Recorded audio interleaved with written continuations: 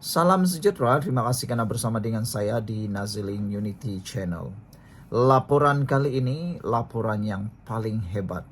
Berkait dengan satu lawatan ataupun satu perkara yang memang mengejutkan kita.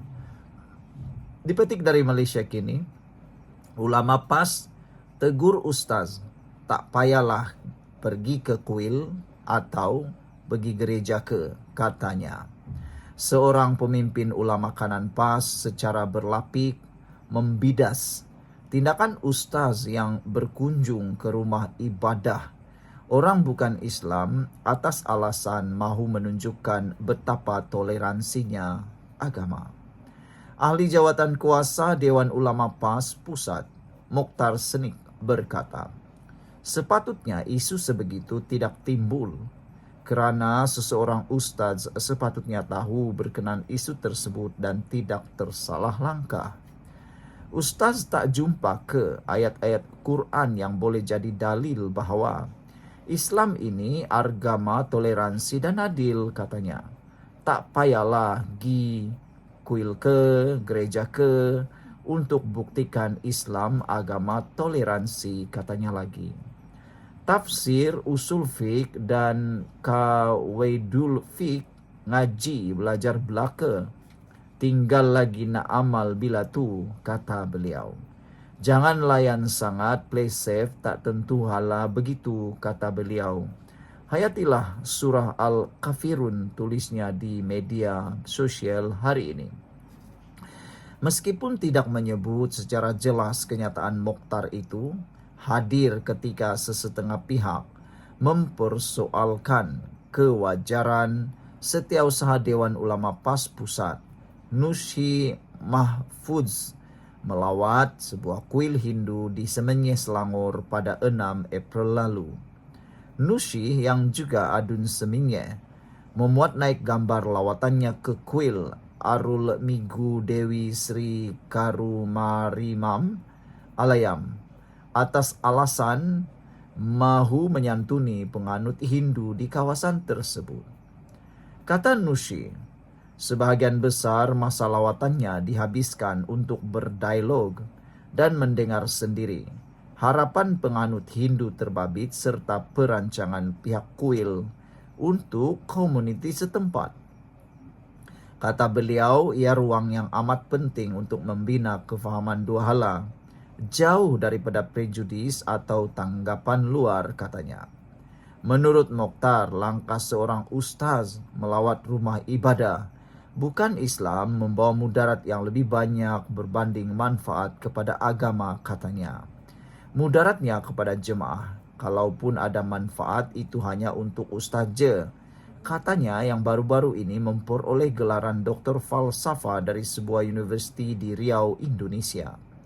Untuk rekod, lawatan dibuat Nushi itu turut dibela oleh seorang pemimpin kanan DAP, Serezan Johan.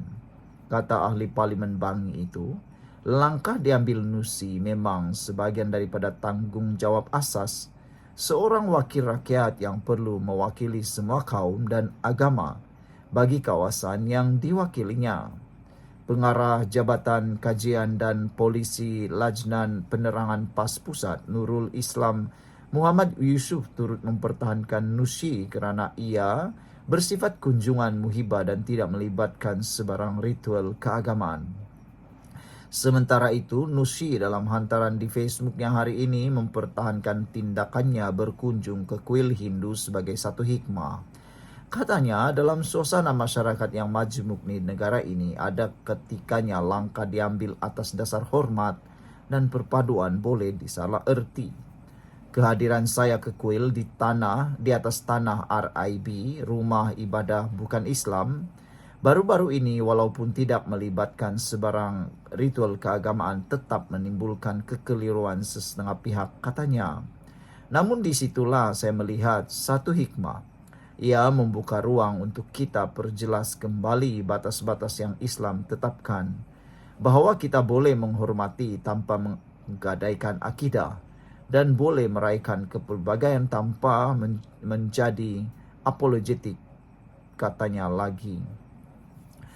Beberapa komen daripada netizen berkait isu ini. Green Citah kata, tak payahlah tunjuk drama kamu tu, katanya kepada Mukhtar. Macamlah kamu tu baik sangat, katanya. Orang pas yang suka buat fitnah, tipu dan bohong tu, kamu tak bangkitkan pula isunya. Isu ni pun, kata Green Citah.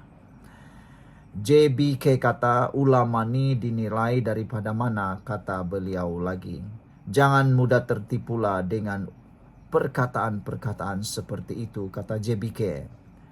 JBK bertanya, adakah Mukhtar Senik ni memang benar-benar ulama, katanya lagi. Place Bu kata, sesekali atau sekali-sekala cubalah lawat hospital.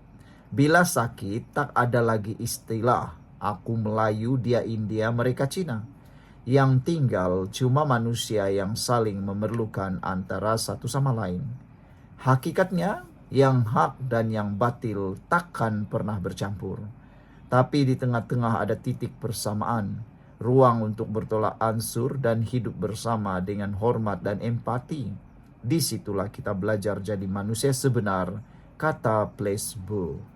Sekian untuk kali ini, jangan lupa tinggalkan komen Anda. Salam sejahtera, terima kasih kerana bersama dengan saya di Nazilin Unity Channel. Ini satu lagi keputusan berkait dengan 1MDB yang mengejutkan kita semua. 1MDB hari ini menghentikan saman wanita Singapura beli barang mewah $346 juta. Namun syarikat itu mengekalkan Rosmah Mansur sebagai defendant pertama. 1MDB dan 10 anak syarikatnya menarik balik saman terhadap wanita warga Singapura, Shabnam Naraindas Daswani, berhubung pembelian barangan mewah bernilai lebih $346 juta yang didakwa daripada dana 1MDB diseleweng. Wanita itu disaman bersama Rosmah Mansur, namun isteri kepada bekas Perdana Menteri Najib Razak itu masih kekal sebagai defendant pertama dalam saman tersebut. Peguam Natali Kersimin yang mewakili 1MDB berkata, penghakiman persetujuan telah direkodkan di hadapan Hakim Mahkamah Tinggi Wan Muhammad Amin Wan Yahya pada prosiding yang dijalankan secara dalam talian. Penghakiman persetujuan tersebut merekodkan bahawa planatif 1MDB menghentikan saman terhadap Sabnan dengan kebebasan untuk memfailkan semula, katanya kepada bernama. Sementara itu, Peguam N. Sivantan yang mewakili Sabnam ketika dihubungi mengesahkan perkara itu. Sebelum kita teruskan ulasan kali ini, jangan lupa siapa yang ada masalah kencing manis, tinggi darah dan gout, tekan butang produk yang ada dalam video ini. Tekannya percuma, Anda hanya perlu melihat dan tidak perlu membayar. Produk ini adalah produk yang terbaik, murah di pasaran. Kalau Anda mau beli, barulah bayar. Kalau tak mau beli, klik sajalah, tengok khasiatnya dan sebagainya. Ramai sudah yang beli, ramai sudah yang menikmati manfaatnya, dan yang lebih penting lagi, Anda beli, Anda akan menikmati mujarabnya produk ini, kata netizen. Pada 9 Mei 2014, 1MDB dan 10 syarikat memfailkan saman itu dengan menamakan Rosmah dan Shabnam, juga dikenali sebagai Natasha Mirpuri, sebagai defendant pertama dan kedua. 10 anak syarikat 1MDB, yaitu 1MDB Energy Holding Limited, 1MDB Energy Limited, One Energy Langat Limited, Global Diversity Investment Company Limited, dan SRC International Sdn Berhad, Infinity Equity International Partners Limited, Alson Change Holding Limited, BlackRock Commodities Global Limited, Blackstone Asia Real Estate Partners Limited, dan Brightstone Joely Limited selaku planatif kedua hingga ke-11.